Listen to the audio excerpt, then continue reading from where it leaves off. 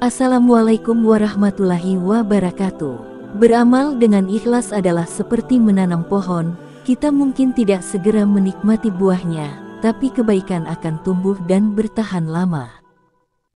Walaupun sudah diterangkan dalam berbagai agama, khususnya dalam Al-Quran dan hadis, bahwa Dajjal sudah hadir di dunia ini, tapi keberadaannya yang pasti masih menjadi misteri. Di video yang terdahulu, diceritakan bahwa Dajjal atau Samiri bertemu dengan Nabi Musa, dan ia pun diusir oleh Nabi Musa. Dajjal pun pergi meninggalkan Nabi Musa dan kaumnya. Pada suatu masa dalam pengembaraannya, ketika Dajjal sedang rehat di sebuah bukit di pinggir pantai, Dajjal memperlihatkan dan tertarik melihat orang-orang yang menaiki kapal menuju lautan. Timbullah keinginan di hati Dajjal untuk ikut dalam pelayaran mereka. Ia ingin berkunjung ke negeri yang jauh, kemanapun langkah kaki membawanya. Negeri pertama yang disinggahinya adalah Bilat Algal, yang berarti negeri yang makmur. Di sana ia menetap cukup lama. Ia memperhatikan dan mempelajari segala macam ilmu, untuk bekalnya kelak menguasai dunia. Lalu ia melanjutkan perjalanan menuju kabilah-kabilah Al-Bilgar. Seperti sebelumnya, ia pun menetap untuk beberapa waktu di sana. Bahkan dalam pengembaraannya, Dajjal telah menginjakkan kakinya 7 abad sebelum kedatangan Christopher Columbus di benua Amerika. Di Puerto Rico, Dajjal melakukan banyak persiapan untuk menunjang keinginannya menguasai dunia. Ia menginginkan sebuah piramid antara Puerto Rico dan Kepulauan Bermuda. Hal itu terinspirasi dari piramida Fir'aun di Mesir. Ia merencanakan sebuah piramida yang jauh lebih agung dan lebih besar dari piramida Fir'aun. Kelak di puncak piramida itu, sebagai istananya, dan membangun kota bomoh di sekitarnya. Dajjal pun mulai mengirimkan utusannya ke berbagai negeri, dengan menyamar sebagai pedagang ataupun profesi lainnya. Tugas utama para utusan itu adalah untuk mengumpulkan segala macam berita, ilmu pengetahuan, dan apapun informasi yang bisa berguna bagi Dajjal.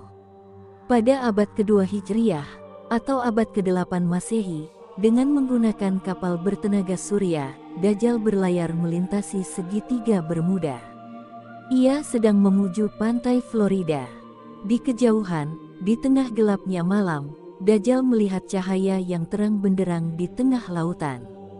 Semakin dekat, makin terlihat wujud asli cahaya itu. Di dalam cahaya itu, terdapat istana yang berkilauan seakan terbuat dari kristal. Istana itu dijaga oleh para penjaga berkepala anjing dan keledai. Mereka berbicara dalam bahasa yang asing di telinga Dajjal. "Apa kalian melihat yang aku lihat?" tanya Dajjal kepada pengawalnya. "Kami tak melihat apapun, selain mendengar bisikan dan melihat cahaya yang menyilaukan mata saja," jawab para pengawalnya. "Beritakanlah kepada kami, apa yang engkau lihat. Karena engkau adalah Tuhan kami, pastinya engkau dapat melihat apa yang tidak mampu kami lihat." Dajjal lalu mengambil beberapa ramuan dari kamarnya, dan mengaduk ramuan itu. Lalu adonan ramuan itu dibacakan mantra, tiba-tiba muncullah cahaya dari ramuan itu. Para pengikut Dajjal kini dapat melihat apa yang dilihat Dajjal. Mereka melihat binatang-binatang yang aneh di dalam cahaya itu. Ada juga orang-orang yang berkepala binatang. Mereka melihat sebuah istana yang dijaga oleh penjaga yang perwujudannya aneh-aneh. Dan sebagian dari penjaga itu dengan tergesa-gesa masuk ke istana. Ada juga penjaga bersayap, dengan bentuk wajah yang tidak pernah ada dalam imajinasi kita. Mereka tampak menjauh ketika kapal Dajjal dan rombongan mendekat. Ketika kapal Dajjal mulai merapat di dermaga istana, semua pengawalnya diserang rasa kantuk dan mereka pun tertidur. Hanya Dajjal yang tidak terpengaruh dan tetap terjaga. Walaupun sesekali ia menguap, tapi ia masih tetap sadar. Dan ia pun bersiap memasuki istana yang gemerlapan itu. Ketika kapal sudah berada di dermaga, Dajjal pun melangkahkan kakinya, memasuki istana itu. Dan di dalam istana, ia disambut oleh beratus manusia berkepala anjing, ular, keledai, dan ada juga yang berkepala kucing. Semua tampak menunduk dengan hormat kepada Dajjal. Semua makhluk itu berbicara dengan bahasa yang belum pernah didengar Dajjal, tapi ia bisa faham dan mengerti pembicaraan mereka. Salah satu dari makhluk itu maju dan menyapa Dajjal. Raja di Raja Lagi Agung telah menunggu kedatanganmu, Tuhan alam semesta ini, yang akan mengikat perjanjian abadi denganmu. Dia akan menjadi raja dan memerintah dari kegelapan, dan kamu jadi raja di alam nyata. Dajjal terus berjalan memasuki istana yang megah itu. Ia berjalan melewati setan yang sangat ramai, dan sebagian dari mereka tampak ingin mendekatinya. Sungguh luar biasa jumlah setan yang memenuhi ruangan itu, dalam berbagai bentuk dan ukuran. Dari ukuran semut sampai seukuran manusia, bahkan ada yang menjulang tinggi, dengan wajah yang menyeramkan. Mereka semua bernyanyi dan menari, tampak kegembiraan dari ekspresi wajah mereka. Ekspresi kegembiraan mereka sungguh luar biasa, seakan mereka telah menemukan sesuatu yang tak ternilai harganya. Dajjal meneruskan langkahnya, ia melewati dinding-dinding yang di sana terpampang lukisan setan dalam berbagai bentuk dan ukuran. Di dinding itu terdapat juga lukisan binatang yang dikenali Dajjal, dan sebagian ada gambar binatang yang sama sekali asing di matanya.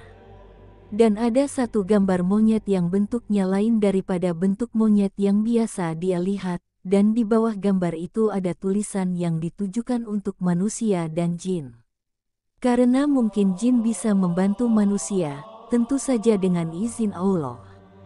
Sebagaimana tertulis dalam firman Allah, Quran Surat Saba, ayat 12-13. Dan kami tundukkan angin bagi Sulaiman yang perjalanannya di waktu pagi sama dengan perjalanan sebulan, dan perjalanannya di waktu petang sama dengan perjalanan sebulan pula, dan kami alirkan cairan tembaga baginya, dan sebahagian dari jin ada yang bekerja di hadapannya, di bawah kekuasaannya, dengan izin Tuhannya.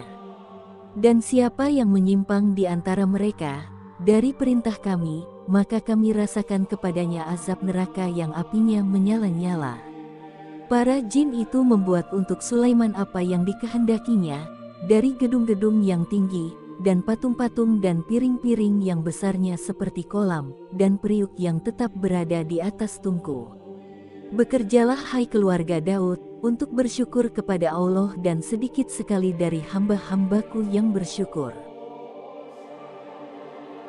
Dajjal lalu berhenti di hadapan sesosok makhluk. Dajjal dan setan-setan diperintahkan untuk menundukkan kepala, sebagai tanda penghormatan.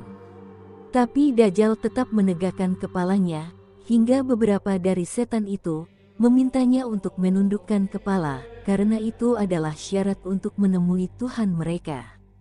Dajjal berkata, "Akulah raja yang akan menjadi Tuhan." Lalu para setan itu meninggalkan Dajjal sendiri di depan pintunya yang besar, dengan ukiran-ukiran setan dan makhluk yang aneh dalam pandangannya. Masuklah Dajjal melewati pintu besar itu, di dalamnya gelap gulita, tapi beberapa saat kemudian, ada cahaya jingga tua yang terpancar dari dinding-dindingnya. Dan tak lama kemudian, ruangan itu jadi terang benderang, bagaikan diterangi cahaya api yang menyala-nyala. Lalu di depannya, di atas singgasana yang megah, duduklah sesosok makhluk yang buruk rupa. Kalau bukan Dajjal, pastilah orang yang melihatnya akan jatuh pingsan karena rasa takutnya. Dan sosok itu, tak lain tak bukan adalah iblis. Ia menghampiri Dajjal, dan mereka pun berjabat tangan, berpelukan mesra, layaknya dua orang sahabat yang sudah lama tidak berjumpa. Iblis berkata, "Wahai anak manusia, yang akan jadi tanda hari akhir. Aku sudah begitu lama menunggu kedatanganmu, selama berjuta-juta tahun. Aku sudah bersiap sejak munculnya Nabi dari tanah Arab, Muhammad, agar kita dapat menggulingkan pengikutnya, yang telah menghalangi dan menentang kita. Perseteruan kita dan mereka akan abadi, tanpa diketahui siapa yang akan keluar sebagai pemenangnya. Seandainya kita jadi pemenang, berarti kita telah mengalahkan Allah, dan kita layak disembah. Itulah saatnya kita jadi pencipta juga, sebagaimana Allah. Jika tidak terangkanlah kepadaku, dari mana Allah menghadirkan makhluk-makhluk itu, dan menciptakannya dari Kaf dan Nun. Kemungkinan ia belajar dari Tuhan sebelumnya, dengan mengetahui rahasia-rahasianya.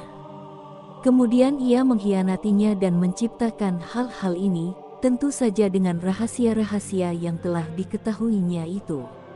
Kita juga dapat melakukan semua hal itu, tapi terlebih dahulu, kita sesatkan umat ini.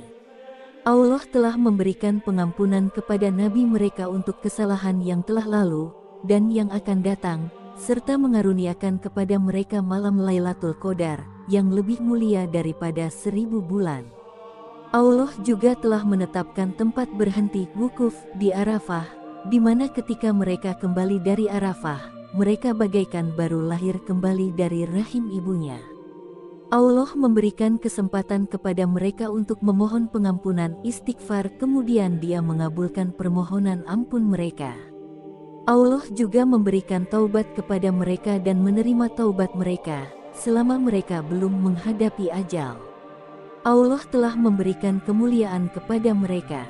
Maka mengapa kita tidak mengendalikan dan membinasakan mereka dengan keinginan yang hina serta ujian kehidupan berupa kekayaan, keturunan, wanita, emas, hukum, kekuasaan, dan status?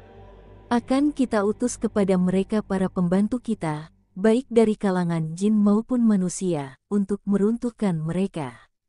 Kita juga akan merobek-robek Al-Quran, yang tersimpan di dalam hati mereka, sehingga keislaman mereka hanyalah pada nama semata. Akulah sahabatmu yang sejati, yang akan berkuasa di Arsy.